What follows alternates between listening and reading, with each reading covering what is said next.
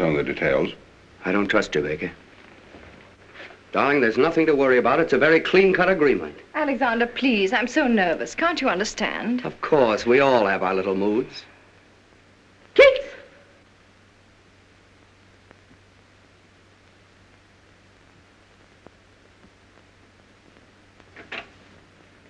Now let's read this again. The following agreement has Is been reached... unnecessary, unless we can agree on the correspondent. Well, it's none of your business. Darling, it isn't. Keep quiet. It is my business. You're not going to make me the laughingstock of the whole town with some girl. A girl I don't even know. Oh, no, you're not going to have that triumph, Mr. Baker. Goodbye.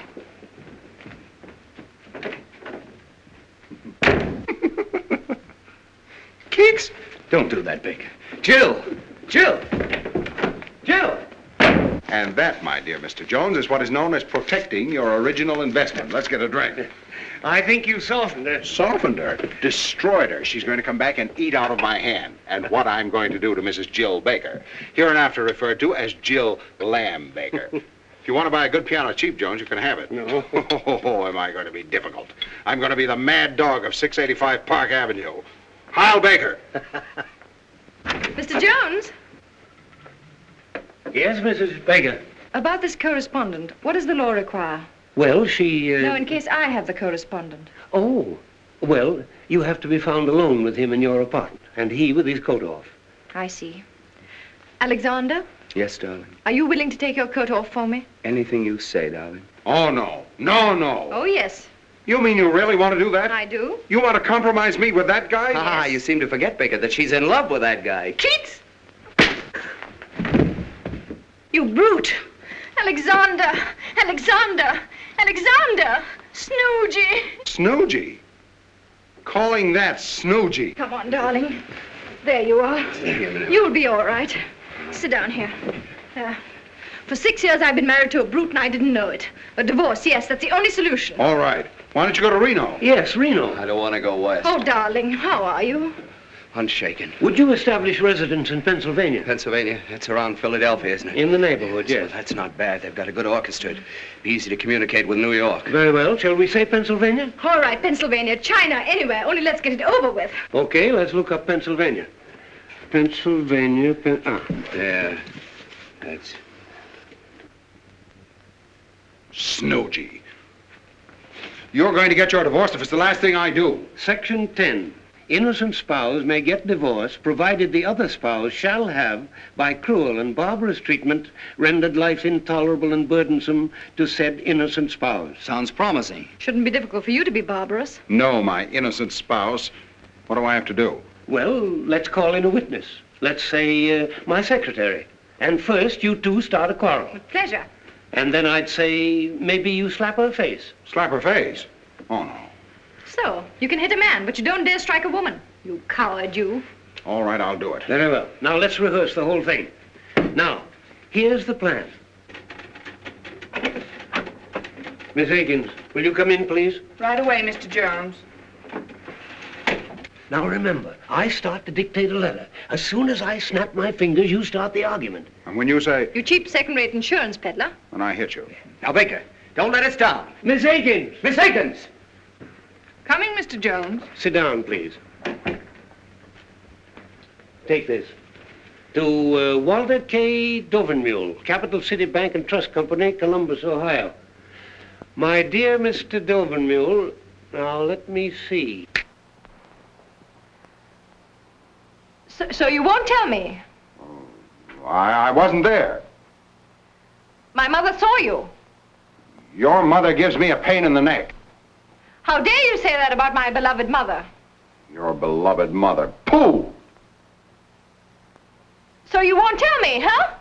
I wasn't there. But my mother saw you. Your mother gives me a pain in the neck. How dare you say that about my beloved mother? Your beloved mother. Pooh! Who are you to pull my mother? Your mother. Do you know what your mother reminds me of? Hey, stop, stop! Just a minute. Miss Higgins, I didn't tell you to leave. Yes, for heaven's sakes, Miss Higgins. Sit down. Now read that back to me. Mr. Walter K. Dovenmule, Capital City Bank and Trust Company, Columbus, Ohio. My dear Mr. Dovenmule. So you don't like my mother? No, I don't like your whole family. Oh, you don't? No, I don't like your father. I don't like your brother. And do you know what your mother reminds me of? What? Of you. That'll give you a rough idea of what I think of your mother. You cheap second-rate insurance peddler. You cheap second-rate insurance peddler.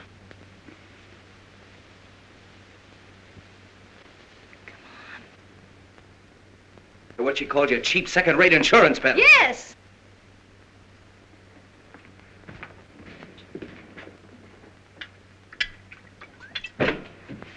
Now look, man, our whole happiness is at stake. One good sock. Here, have another cognac. Now give it everything. Read it back to me. Walter K. Dovermule, Capital City Bank and Trust Company, Columbus, Ohio. My dear Mr. Dovermule. Yeah, my dear Mr. Yeah. Everything I said about your mother still goes. And double. Oh, it does? Yes, it does. Well, I still say you're a cheap second-rate insurance peddler. Oh, so I'm a cheap second-rate insurance peddler, am I? Yes, you are. Say it again. You cheap second-rate insurance peddler.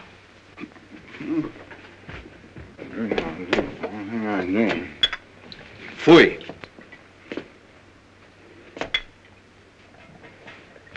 Come on, Baker, pull yourself together. You can do it. Swell guy like you. Read it back to me. Walter K. Dovermule, Capital City Bank and Trust Company, Columbus, Ohio. My dear Mr. Dovermule.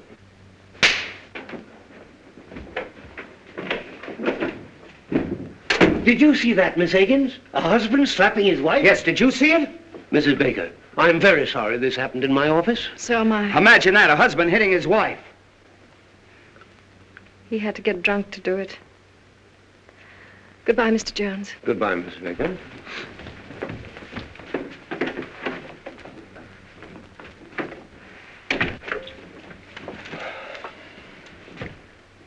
What about Walter K. Dovermule? Tell him I'm out.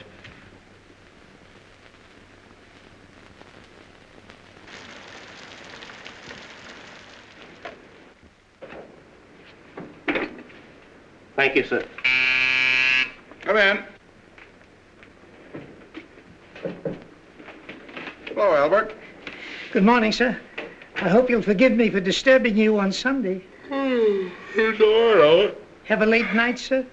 Yes, I've had a series of late nights. I guess I'm not as young as I used to be. Oh, I think you look very fit, sir. Oh, thanks, Albert. How's everything going? Well, not so well, sir. I came to ask if in your future plans you'd have any use for me. Have you left Miss Baker? Yes, sir. I had to, on account of that musical gentleman. Oh. In fact, we all left, except Emma. But then she fortunately is quite deaf. How is Miss Baker? As charming as ever, sir. Happy, I suppose. If you'll pardon me for saying so, I think she shows great courage.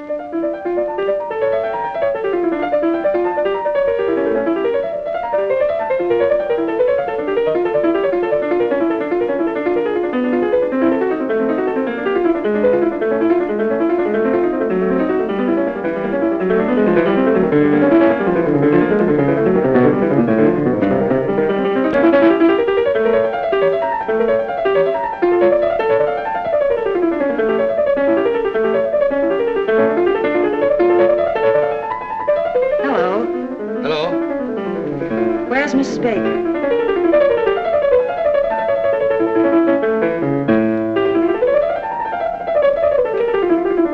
Jill, dear. Margie, darling. Oh, I got such a thrill when you called me. Why shouldn't I, old friends like us?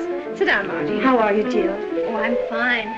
I hear you're going to Philadelphia. Oh, did you meet Alexander? Yes, but I didn't want to bother him. He's practicing for his new concert. I understand. Does it disturb you? No. I love music. Yes, I'm going to Philadelphia. And you're happy? Oh, yes, very. Of course, I'm still a little bewildered. It's all so new. I guess it's all very exciting. Oh, yes, very exciting. Being transferred from the business world into the world of art. Nothing but Bach and Tchaikovsky. That's Bach he's practicing. Yeah. You sure it doesn't disturb you? Oh, no. I love it. You don't have to be ashamed. Not everybody likes Bach, so if you want him to stop... My dear, I wouldn't think of it. The whole thing sounds so very romantic. Yes, very romantic. Oh, by the way, have you seen Larry? Yes, I saw him last night at the Monte Carlo. Larry at the Monte Carlo? Yes. Imagine. Just a moment.